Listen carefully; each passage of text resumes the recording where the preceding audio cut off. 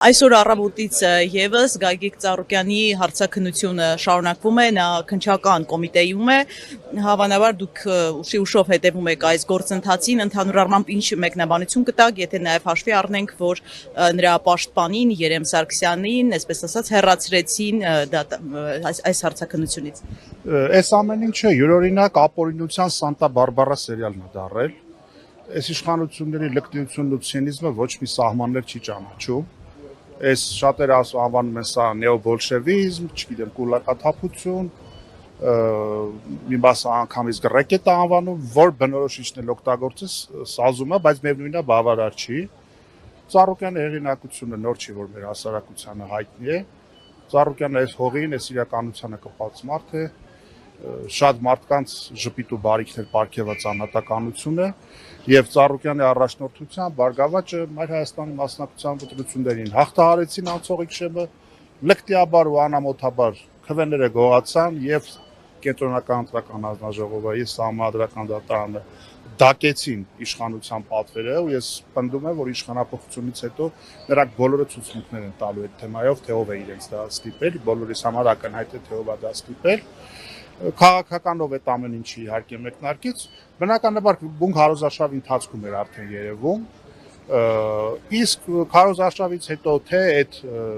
լկտի ու սանձարձակ ձերբակալման այդ ամոթալի այդ տեսարանների բեմականացումը, կենթայիների արգրավումը, բիզնեսների արգելափակումը, այդքան մարդկանց սոցիալական աղետի տանելը եւ Ծառուկյանին էլ ամեն օր այսպես տանել վերելով այստեղ ուղեկցելով նաեւ զուտ իրավական, եթե դա կարելի է անվանել իրավական ասպեկտում հենց մենակ են, որ դատախազությունը մեղադրանքներից մեկը հանեց, հիմա էլ այս շոուն սարքել են, այս տանել բերելու, այդ իրանցիների հետ առերեսում եւ այլն, ակնհայտ է, որ գործը դատարան չհասած փլուզվում է, բայց այս իշխանությունների պարագայում դա նորություն չի, օրինակ եթե զուգահեռենք Սրբազանի եւ Սրբազան պայքարի ներկայացուցիչների հետ ինչ կատարվեց, 1 տարի առաջ Հարայ հերոցով ձայնային հաղորդագրություններով, այս կողմ այն կողմ տերորիստներ են, եսի ինչ են, մարդկանց ձերբակալեցին, հետո 1 տարի հետո գործը փլվում է դատարանում, բոլորը ազատության մեջ են, ուղղակի այդ քարոզչական այդ թեզերը մարդկանց թունավորելու եւ կեղծ ինֆորմացիա տալու, հատկապես այն մարզերի ծայրամասային գյուղերում, որտեղ հիմնականում հմեկ են նայում, այլընտրանքային տեղեկատվության աղբյուրներից շատ չեն օգտվում, մարդկանց անունը փորձում են արատավորել, պիտակավորել, ցեղ շպրտել, մինչև իրավական մտածակարգով այդ ամեն ինչը պարզվում է, որ կեղծիք, փուչիկա եւ քաղաքական պատվեր է, անցնում է ժամանակ եւ իրենք այդ ընթացքում իրենց սև գործը, իրենց արտաքին պատվիրատուների հրահանգները կատարում են ի հաշիվ Հայաստանի պետականության, սա Ծառուկյանի հանդեպ չի, սա Թևանյանի մյուս քաղաքապետարների անձի մասին չի այս ամեն ինչ։ Այս ամեն ինչը ընդդեմ Հայաստանի երրորդ հանրապետության է, մասնավոր սեփականության ինստիտուտի, մարդու տարրական իրավունքների հետ կապված եւ այլն, այսինքն չափազանց ակնհայտ է, որ այս ամեն ինչը կրում է իշխանական պատվերի բեմ։ Իսկ այս ամեն ինչով մարդկանց անունների հետ ինչպես եք կարծում, ստացվում է խաղալ։ Միանշանակ ոչ, որովհետեւ մեր օրերում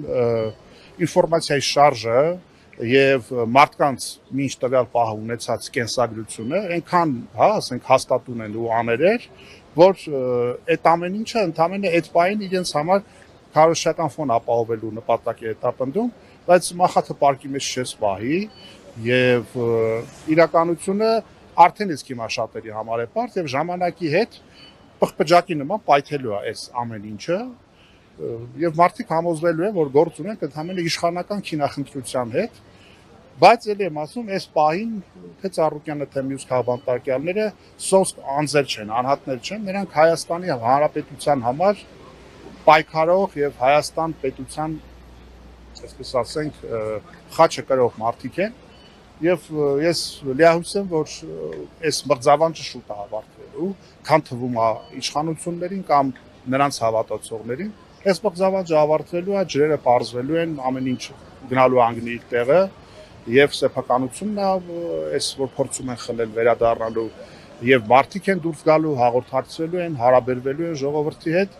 եւ ի վերջո այդ սերիո համերաշխությունն ասելով, որ եկանու ատելությունը ճշնամանք են տարածում այսօր, այ հիրավի սիրո ու համերաշխության ժամանակները անշուշտ գալու է, մեր ժողովուրդը պատահական չի, որ քրիստոնյա, հինամ հնամենի ժողովուրդ է եւ բարությունն է, հա, ավելի շատ մեզ բնորոշ եւ մեզ հոգեհարազատ։ Այնպես որ այս պայքարը կամքի հետևողականության պայքար է, մեր ընկերները, մեր գործընկերները ամուր են, այս դիմադրությունը շարունակվելու է եւ շատ կարճ ժամանակ անց ամեն ինչ փոխվելու է, այնպես որ թող մեր ժողովուրդը երբեք չվհատվի եւ պարոն Ծառուկյանի կերպարն էլ ինքն էլ իր տեղով ուժեղության եւ դիմադրողականության բարձր սիմվոլ է։ Այնպես որ պետք է ասեմ, որ մեզ իրոք հետագայում շատ ավելի լավ օրեր են սպասում, քան այս պիղմի ու ճահիճի զգացողությունը, որ պարգևել են իշխանությունը։ Այդուհանդերձ դուք հանգուցալուծումը իրավական դաշտում եք պատկերացնում, թե քաղաքական, ինչպիսին է լինելու։ Ես ենթադրում եմ, որ մեկը մյուսին չեն խանգարում, մեկը մյուսին փոխլրացնում են, իրավական տիրույթում